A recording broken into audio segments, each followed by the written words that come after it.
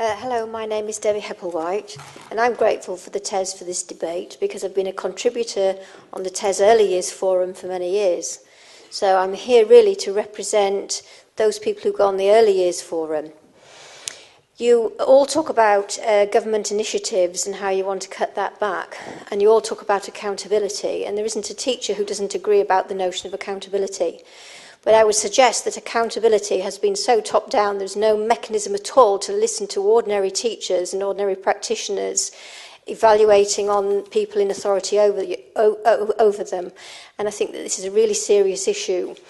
There's nothing worse than the teaching climate in the early years right now, which is incredibly bureaucratic.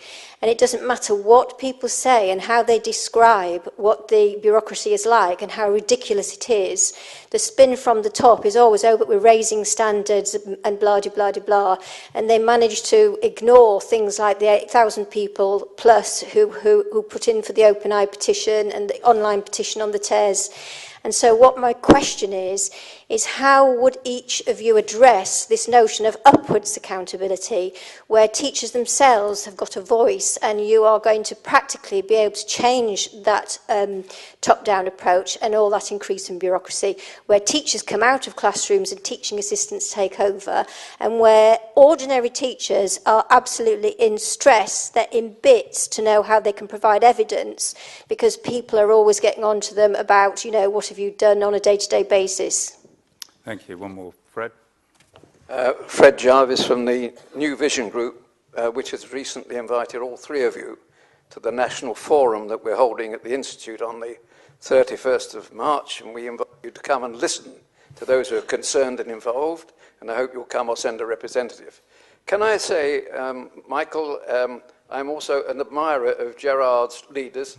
They are at least readable and provocative and thought-provoking, and that can make a change.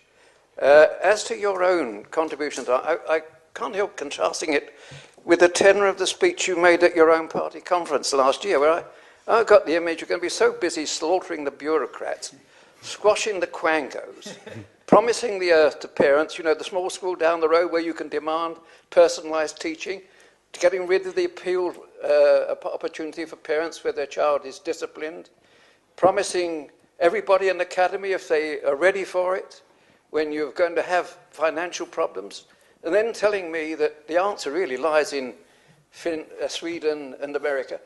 I read your article on Friday. You talked about America, the KIPP schools. After 15 years, there are 82 schools in 19 states. That's hardly a stampede, is it? and Sweden, you omit the fact that the guy who's running half of them said he'd only do it if he could make a profit. And the superintendent of the schools in that country is bearing out what Ed has said. Can I say, yes, you're right about the quality of teachers being a crucial factor. I don't know what all these activities on your part are. The number of times you say, we are going to do this, we're going to do that. At the same time, you're promising great professional freedom. Let 1,000 William Tyndales bloom, should we say? Are you going to tell me that when you voice this support for the professionalism of teachers, in the next breath you then tell them every school is going to have uniforms, they're going to do setting?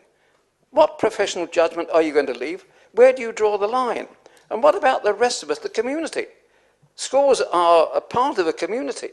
Doesn't the community have a role? You're quite happy to undermine the accountable bodies, the local authorities. I don't know what you're going to put in this place. I'd like those answered because, as I say, your speech at the party conference was rather different from this evening's. Thank you, Fred. Michael, do you want to tell him first? Yeah, no, well, I'm grateful to Fred. I mean, I almost feel as though we should have our own session, and where Fred can play Piers Morgan, and I don't know whether I would be Gordon Brown or Bruce Forsyth, but I would do my best to come back on all of them.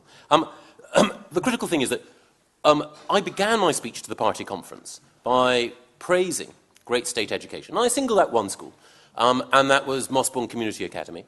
I could have mentioned a variety of other schools, and have in other speeches, which have so impressed me. And the critical thing about what Mike Wilshaw has done there is that many of the things which I know parents like in schools, the sorts of things that Gerard referred to in his, as you quite rightly point out, brilliant leaders, the traditional style of education, Mike has delivered knowing that parents want it, and he's been free to do so because he believes that that's right for the children whom he's educating.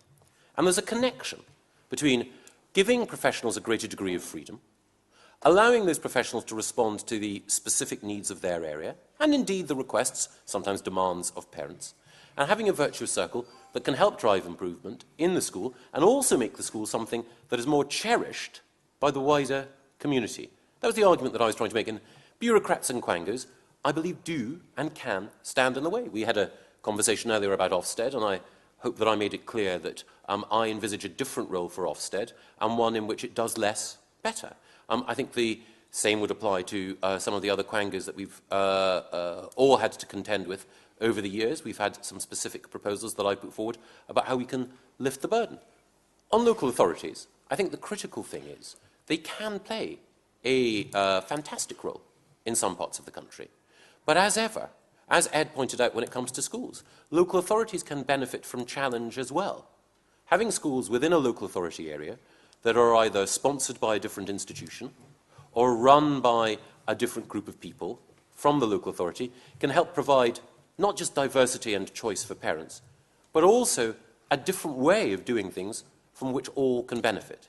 It's diversity. And that was the aim that I was championing at our party conference, and it's the principle which animated what I was arguing for earlier. And you make the point about America very well. One of the things that President Obama wants to do is to lift the cap on charter schools, because there are many states that won't allow schools like the KIPP schools to become established or indeed to grow. And one of the things that I would like to do here is to encourage more people within the teaching profession to help set up these types of schools. One of the most enjoyable meetings I had recently was with your neighbour, Mary, Bowsted of the ATL, when I asked her and her deputy, Martin, if they felt that some of the things that I was talking about, some of the values that I believed in, were inappropriate, to prove me wrong, to set up an ATL school, so that we could see how Mary and Martin's particular philosophy of education could benefit children, as I'm sure it would, given their passion. It's that degree of diversity which I'd like to see. Sorry about the long answer, but it was a very good multi-clause question. On the early years point, you make the point about teachers having a voice. One of the things that I think is so valuable about meetings like this is hearing from the profession. One of the things that I've sought to do during the time that I've had this job is to listen to the profession.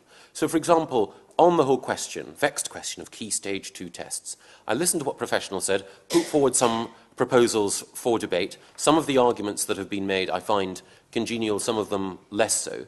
But what I wanted to do was to recognise teaching concern, while at the same time saying, here are my principles, and here's the position that I would like to see.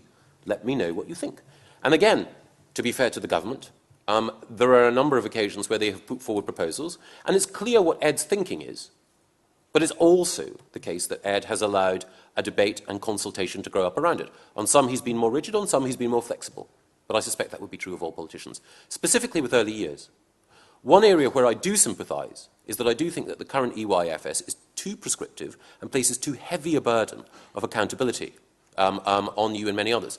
But one area where I think we are probably likely to differ, and where I differ with OpenEye, is that OpenEye argues that children are introduced specifically to literacy too early. Well, I don't take that view. I do take the view that even in preschool settings, we should be preparing children when they arrive at primary school with some of the skills and techniques that they need in order to be able to hit the ground running, as it were, in acquiring the capacity to read and to decode fluently.